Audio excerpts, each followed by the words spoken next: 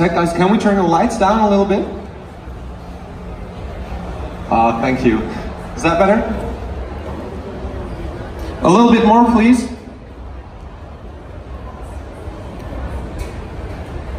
Okay, thanks. So it's good to have you here, so thank you so much for being here today. Is it on? Hello, hello. There we go. Good to be here. Well, I think most of them understand English, so if we need to translate, we will, but we should do fine. It's so great to be with a childhood legend. You're like an inspiration, actor, martial artist, musician even.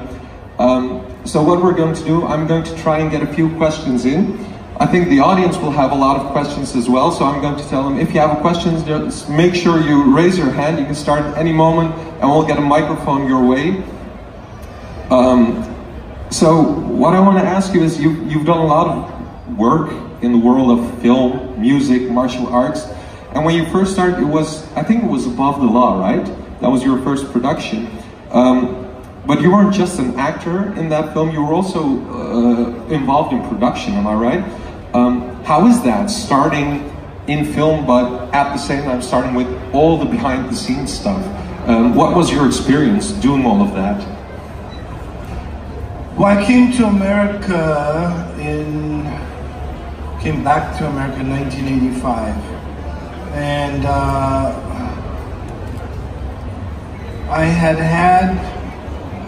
an experience with Terry Semmel, who was the head of Warner Brothers, and they saw my martial arts and said, hey, we'll make you, you know, a big star in the martial arts movies using bigger budget and more story.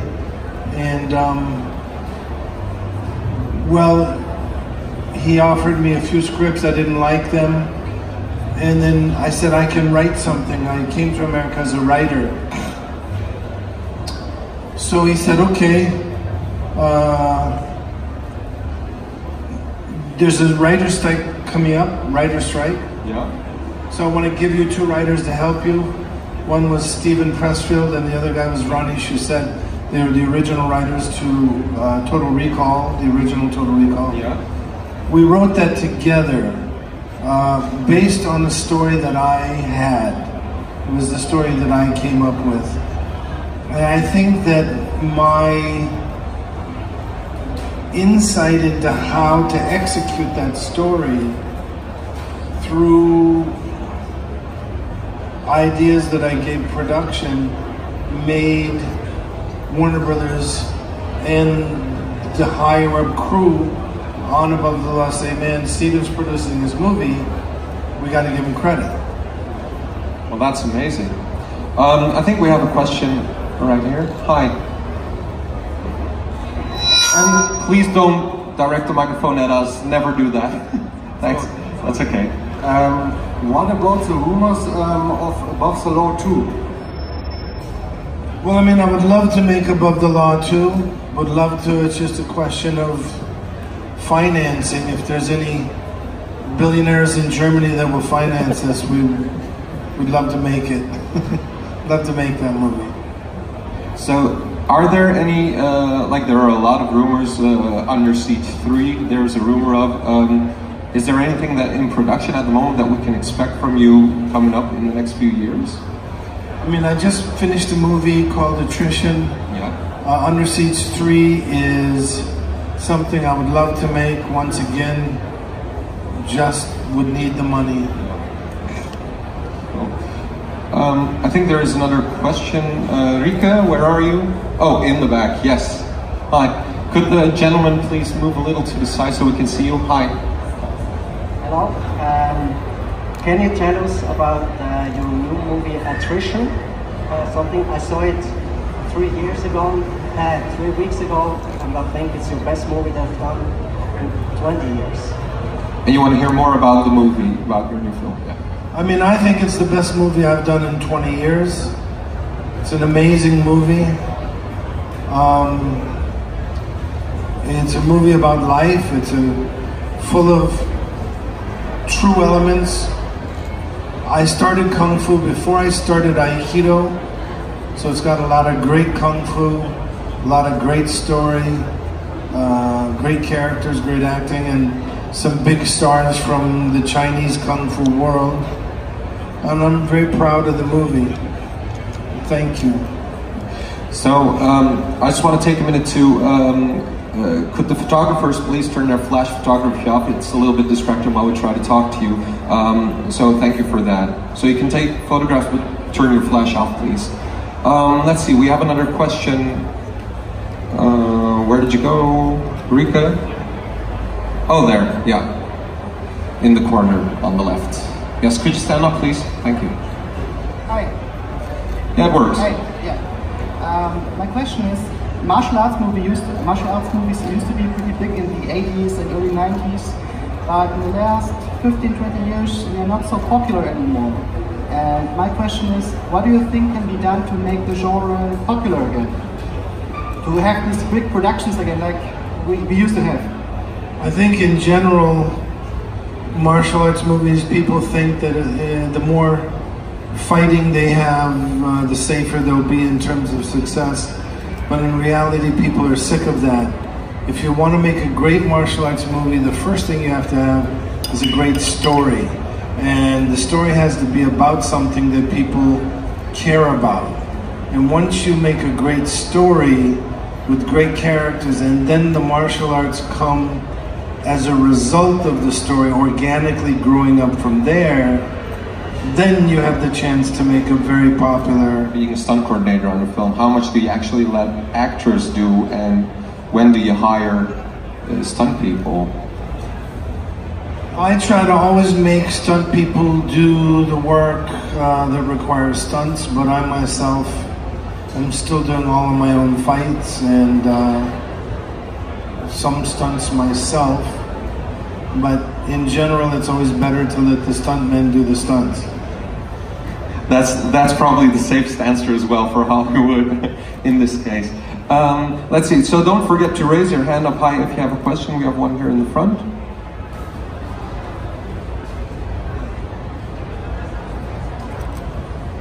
Hey Steven, I wonder, how did you come to martial arts? What did you make start martial arts?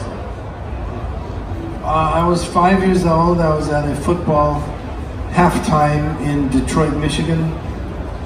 And my father was a football coach. And during the halftime, there was an old master doing a martial arts demonstration. When I saw that, I told my father, I said, "Father, this is what I was born to do."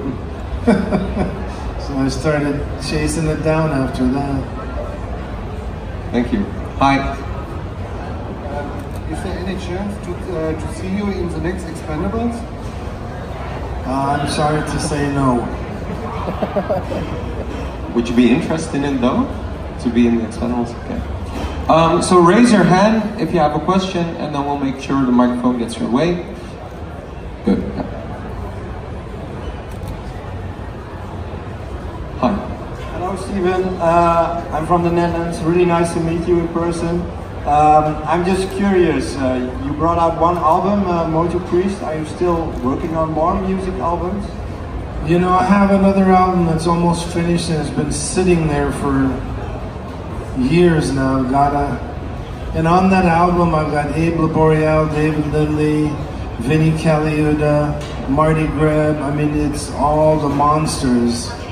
It's a great album. I just got to get in and do some vocals and a couple guitar overdubs and it's finished. I just got to get the time to do it. Thank you. We have a question here in the front. This gentleman right here. Yeah.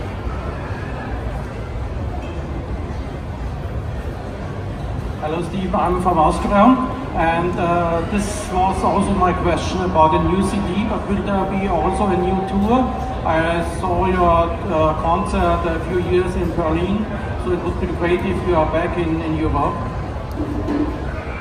Like a new tour, you mean? Yeah, so would you, when you finish the album, would you like to go tour again and see other countries? And what are the chances that that might actually happen? Well, when I finish the album, I'll have to tour whether I want to or not. Do you like traveling though? It's rough. It's rough. Yeah. I like playing, but I hate the travel. I can imagine. So, yeah, we've got a question right there. I wonder, how was your experience as a director? You directed Michael Kane, so did you like this experience, and is there anything coming up as a director? I enjoyed directing On Deadly Ground. I enjoyed directing Michael Kane, and it was just a wonderful experience all around. Thank you. We've got a question in the middle here on the right. Yeah? Good. Yeah, hello, Mr. Seagal. And I wanted to know which of your films do you like most and which do you like least? I mean, I've made so many bad ones I don't really know. But I made a bunch of good ones too, so it's hard to single out. I would say my two favorite are Fire Down Below and maybe Above the Law.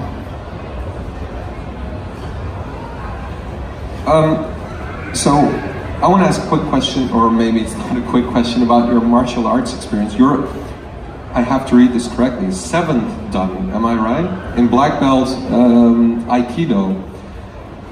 How long does it take for someone to be a 7th Dan? I can assume that it's very time consuming, and the discipline that comes with it. What made you decide, I want to go all the way with this, I want to be one of the highest dans in this? Well, it took me close to 40 years, and you know, it's a lifelong path. It's a road. It's once you go down that road, you just can't go off it. You know, it's a lifelong pursuit of real devotion into the path. Because at a certain point you get your different colors belts, but with a Dan, it's what I remember is that there are only a handful of people in the world that can actually provide you with that accomplishment, right? You have to train with certain people. Yeah, that's inspiring. Wow, 40 years. Let's see, Rika, where are you? Oh, there, in the corner. Hi, can you stand a little bit here so we can see you better? Thank you. Mr. Seagal, hi. Question, do you consider it an honor, and does it still amaze you that parents like myself that watched your movies in our 20s now show those same movies of you to our children? Could you speak a little bit more directly in the microphone? I'll recap in a second. So, do you consider it an honor and amazement that parents like myself that watched your movies in my 20s now show them to my children? That you are living on because of parents like me introducing our children? I do consider it an honor, and thank you. Okay, let's see those hands if you have a question. That is an interesting thing though, because those films, martial art films, remain timeless, right? You have a lot of science fiction films from the 70s, 80s, and which in your memory are pretty epic, and then you rewatch it, but with martial artists, they stay the same. Do you have like favorite moments while filming your stunts that you particularly enjoyed? Maybe like as a 7th Dan martial artist, I can imagine that not all of your actor opponents in films are as challenging, but did you ever have like opponents that you thought, wow, this could actually be like a martial arts opponent to me? I mean, well, that was a two-part question, is that it? Yeah, kinda. Yeah, definitely. So the first part was, are there favorite martial arts scenes? Probably my favorite so far is the scene in the herbal shop in Attrition. That's maybe my favorite, you know, martial arts scene. And the next question was? Yeah, was there anyone in particular that you thought, okay, if I would face this person in real life, that would be like an honest martial arts fight that we could have? Like anyone that would pose a real threat to your skills? I think, you know, in this movie, Attrition, Feng Shui One is probably the best out there. maybe him and Donnie Yen. He's very good. I'm not saying that I think, I would be afraid to fight him. I'm just saying that those guys are real fighters. Yeah. Imagine that being like a new challenge and inspiring to do those kinds of films with people like that. Yeah. Let's see. Show of hands. Don't be shy. You must have a lot of questions. We have one with the gentleman over there.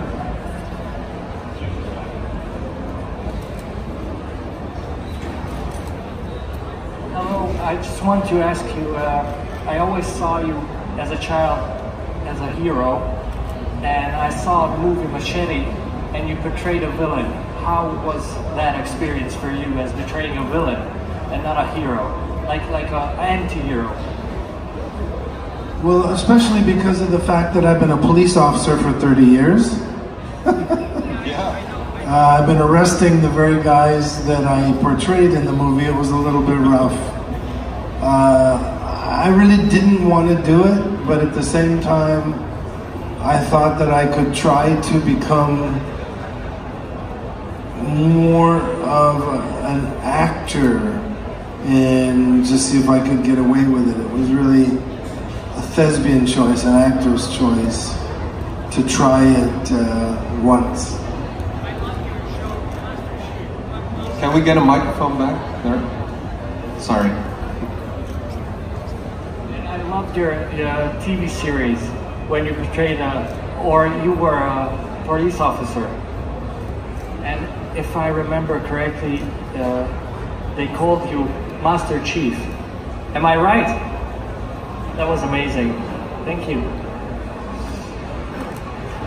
Can you tell us a bit more about your experience as an officer? I can imagine that was it ever daunting to you? Were you ever afraid of situations? Anybody who tells you they're not afraid to kick in a door with bad guys with guns in there, wanted for murder, wanted for armed robbery, wanted for human trafficking, wanted for narco trafficking, anyone who tells you they're not afraid, at least once in a while, is a liar. That's a very honest answer. Thank you. Okay, let's see. We have a question on the far right corner.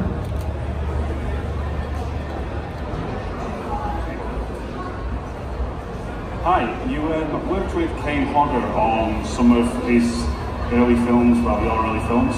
How was it working with him and seeing how that career grows? Working with who? Sorry. Kane Hogan. Sorry? You worked with Kane Hogan on Under Siege 1 and 2. What film?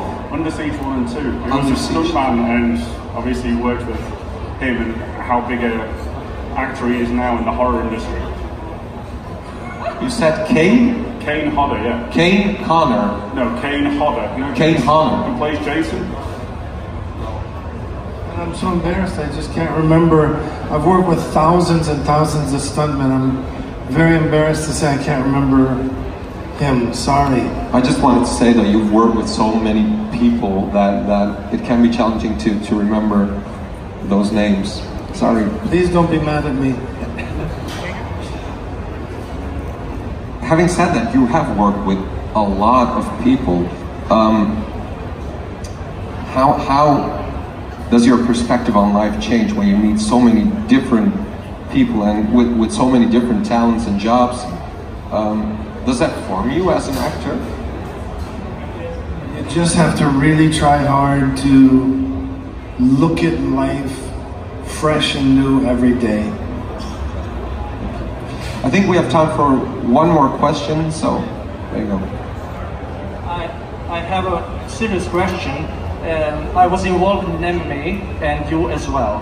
And as a trainer of Lyoto Machida and Silva, you was also the trainer of them, and they was very proud of you. How you see your future in involvement in MMA and training the guys, like about 3-4 years ago? Without going into too much detail, I'm hoping to not be intimately involved with any of that anymore. secretly there are special fighters that have amazing talent that I will still teach in secret, but I'm going to try to limit my involvement to any kind of public connection to any of that completely if I can, or almost completely. I'm a diplomat now, I'm a full diplomat. I want to start doing more and more diplomatical, honest, good, fair diplomacy. That's worth an applause, definitely. On that very inspirational note, I really want to thank you for being here. We're out of time for today. There will be a panel tomorrow. So ladies and gentlemen, give a big applause for Steven Seagal.